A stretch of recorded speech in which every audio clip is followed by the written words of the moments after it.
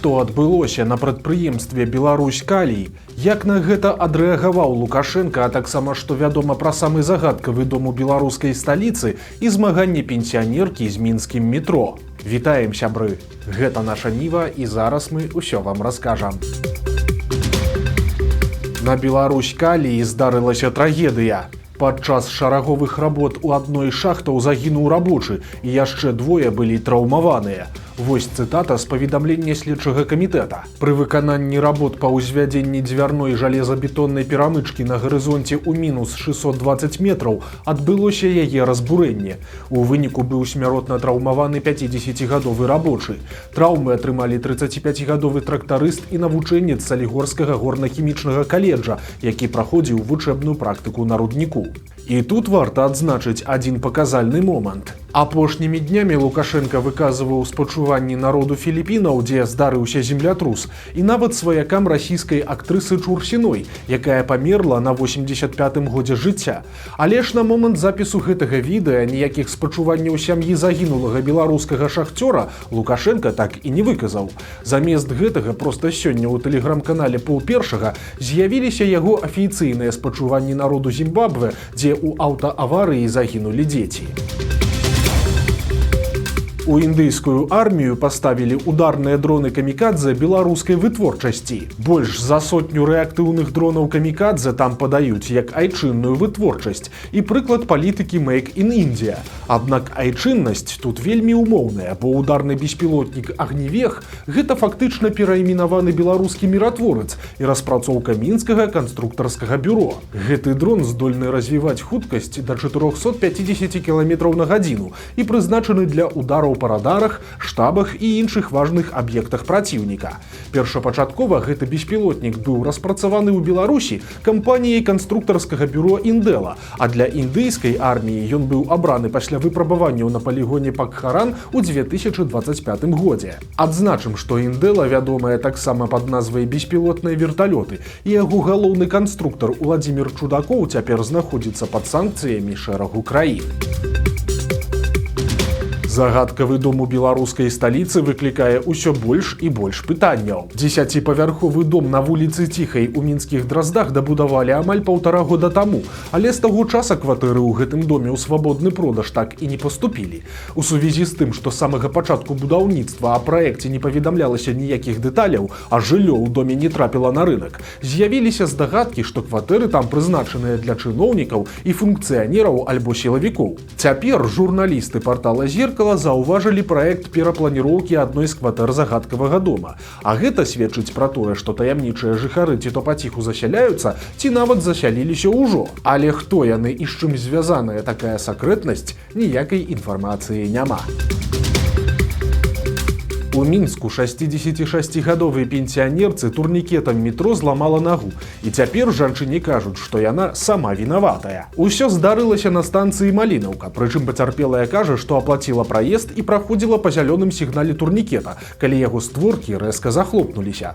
Адметна, што адразу пасля здарэння да жанчыны адразу падбегла работніца метро і папрасіла напісаць заяву, што пацярпелая не мае прэтэнзій, але ж тая рабіць гэта адмовілася. Пазней пенсіянерка звярнулася да кіраўніцтва метрапалітэна з просьбай правесці праверку і выплаціць страхоўку, але ж плаціць ёй нічога не хочуць, і ў афіцыйным адказе ад метрапалітэна пазначана, што жанчына сама вінаватая, а выпадак не з'яўляецца страхавым. І тут атрымліваецца цікава, бо ў Беларусі дзейнічае абавязковае страхаванне грамадзянскай адказнасці перавозчыка перад пасажырамі. Пацярпелы ў метро чалавек і сапраўды можа разлічваць на кампенсацыю, але пры шэрагу умоў. Па-першае, траўма павінна быць атрыманая непасрэдна ў працэсе перавозкі, то бок у вагоне, на эскалатары ці на платформе. Па-другое, інцыдэнт не павінен быць вынікам грубай неасцярожнасці альбо парушэння правіл карыстання метро самім пасажырам, такіх як, напрыклад, спроба праскочыць зайцам. Ну і, канешне, пашкоджанні павінны быць зафіксаваныя медыкамі. І цяпер метрапалітэн настойвае, што аплата пенсіянеркі за праезд нібыта не прайшла,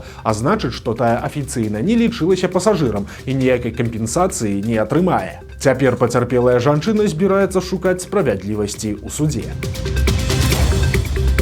У У Беларусі, верагодна, завялі новую крымінальную справу ў дачыненні да так званых рэйкавых партызанаў. Як паведамляюць праваабаронцы «Вясны», у Гомельскім абласным судзе асудзілі 65-гадовага жыхара вёскі Лагуны Добружскага района Сергея Стасенку.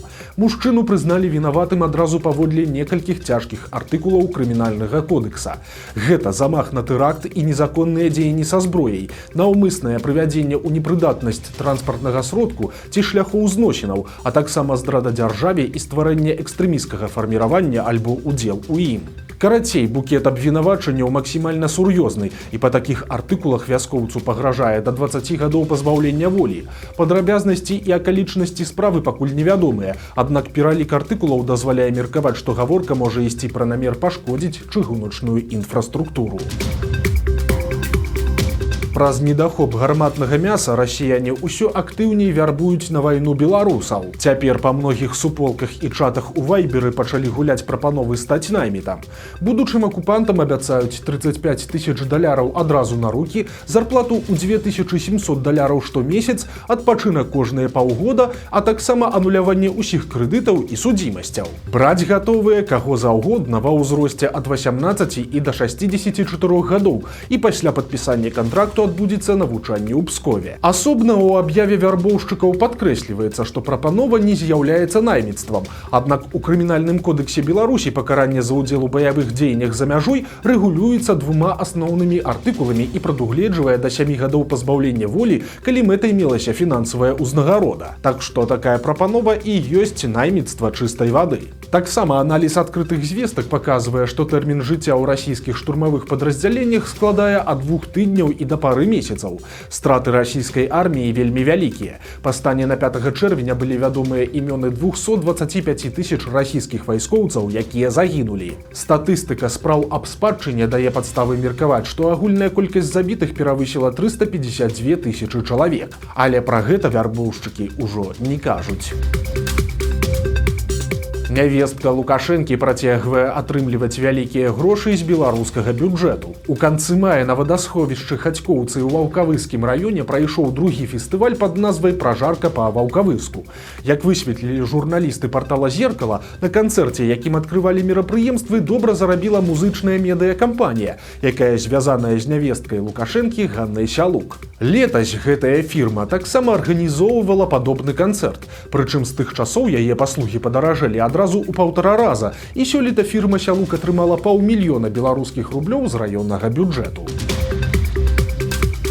На Міншчыне за дзікія забаўкі затрымалі падлетка. 17-гадовы юнак аказаўся піраманам, які падпальваў дамы і гаспадарчыя пабудовы. Ён прызнаў сваю віну і патлумачыў уласныя дзеянні банальнай цікаўнасцю і нудой. Маўляў, проста хацеў паглядзець, як працуюць выратавальнікі. Праўда, у бліжэйшыя гады нудна хлопцу яўна не будзе, бо цяпер следчыя правяраюць, ці не датычны ён да іншых падобных інцыдэнтаў у раёне. А сам юнак знаходзіцца пад вартай, і ўсе справы аб яго падпалах аб'яднаныя ў адну крымінальную вытворчасць. Журналіст і былы палітвязень Андрэй Пачобут, які цяпер знаходзіцца ў Польшчы, расказаў, калі вернецца ў Беларусь. Нагадаем, што Пачобута затрымалі ў сакавіку 2021 года і пазней судзілі на 8 гадоў.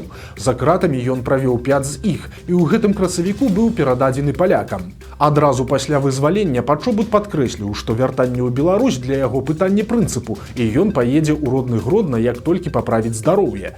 Таксама журналіст падкрэсліў, што перспектыву зноў апынуцца за кратамі ён добра ўсведамляе і яе не баіцца. Цяпер Пачобут паведаміў, што паедзе ў Беларусь на пачатку восені, напярэдадні з'езда беларускіх палякаў, які пройдзе ў Гродні 13 верасня. Ён кажа, цытата: «Усё можа скласціся па-рознаму, але я настроены аптымістычна». З'явіліся новыя падрабязнасці дзіўнай справы, і яны добра паказваюць, як цынічна працуюць беларускія сілавікі. Днямі мы расказвалі пра загадкавы крымінальны пераслед цэлай сям'і Мінчукоў, ну а цяпер стаў вядомы сумны працяг гэтай гісторыі. 10 чэрвеня шалёныя тэрміны прысудзілі Тацяне Корсакавай і яе мужу Дмітрыю Корсакаву, а таксама завочна іх дачцэ Пелагіі.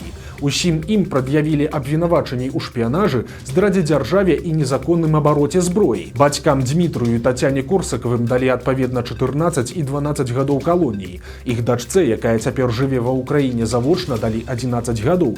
І цяпер тая самая дачка Пелагія расказала журналістам выдання «Салідарнасць», што не разумее, за што схапілі і асудзілі яе бацькоў. Дзяўчына кажа, што ва ўкраіне займаецца валанцёрскай дзейнасцю. Яна каардынатар валанцёраў хуткага рэагавання на месцы прылётаў. Гэта людзі, якія першымі прыязджаюць на завалы пасля ракетных абстрэлаў, забіваюць у кватэрах вокны фанерай, прыбіраюць у пашкоджаных кватэрах, а таксама займаюцца эвакуацыяй людзей і жывёл з небяспечных зон. З бацькамі Пелагія заўсёды была на сувязі і не хавала ад іх, чым займаецца. Але ж яна кажа, што ніякай кантрабандай зброі ці шпіянажам не займалася ні яна сама, ні яе бацькі. Акрамя таго, Пелагія расказала, як сілавікі ціснулі на яе і спрабавалі выманіць у Беларусь. У нейкі момант дзяўчыне пазваніў яе бацька і сказаў, што яго затрымалі, а маці трапіла з інсультам у бальніцу. Сама ж дачка мусіць як мага хутчэй прыехаць дадому, бо сітуацыя вельмі кепская.